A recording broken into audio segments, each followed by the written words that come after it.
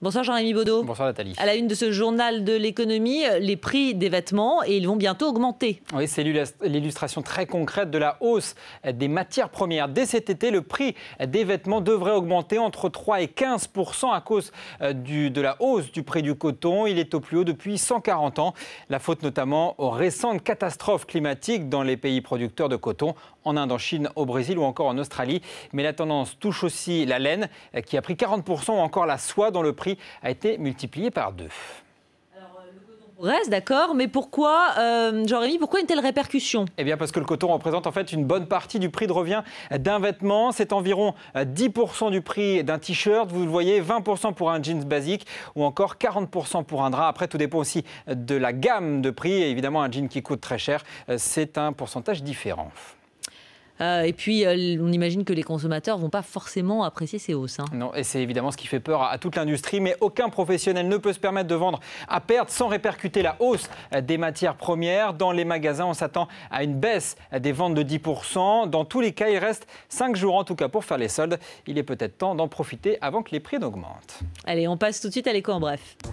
L'éco en bref fait comme PSA hier, Renault est repassé dans le vert, près de 3,5 milliards de bénéfices en 2010. Et le constructeur se dit optimiste pour cette année grâce à un nouveau plan stratégique. Un plan qui met l'accent sur les véhicules électriques et le redéploiement des usines du groupe. Le milieu et le haut de gamme seront produits en Europe, tandis que les véhicules à bas coût seront en Inde, au Brésil ou encore en Russie. Le patron de Renault s'est défendu aujourd'hui de fuir les pays européens. Nous ne faisons pas de l'international pour compenser l'Europe. Nous faisons de l'international parce que nous, notre instinct naturel, c'est de croître. Toute entreprise a envie de croître. Et quand une entreprise a envie de croître, elle se base sur les marchés où elle est présente et elle va apporter une contribution au marché où elle n'est pas dans les marchés où elle n'est pas présente. Il ne faut pas voir notre implantation en Russie comme en réaction au déclin du marché européen. Très belle année 2010 pour le groupe Activision Blizzard. L'éditeur de jeux vidéo filiale du groupe Vivendi a multiplié ses bénéfices par 4. Attention tout de même, mauvaise nouvelle pour les fans de Guitar Hero. En raison du déclin des jeux musicaux, Activision va bientôt en arrêter la production. Et puis c'est confirmé, Eric Israelevich prend la tête du journal Le Monde. Sa candidature a été approuvée à 74% par la Société des rédacteurs du journal. A noter qu'Eric Israelevich a déjà promis une dizaine d'embauches au sein du quotidien. On termine par la bourse. Après une journée de baisse, la bourse de Paris termine finalement en très légère progression, plus 0,1%.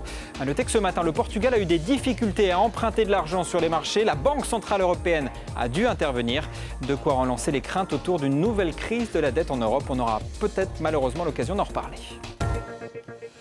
L'info éco en plus ce soir, c'est Twitter qui se fait désirer. Oui, selon le Wall Street Journal, le site de microblogging aurait discuté d'un rachat potentiel avec Google puis Facebook. Les discussions n'ont mené nulle part pour l'instant. On rappelle que Twitter serait valorisé à quelques 10 milliards de dollars. Merci Jean-Rémy Baudot, on se retrouve tout à l'heure. Merci, il est 21h30, les titres à la une.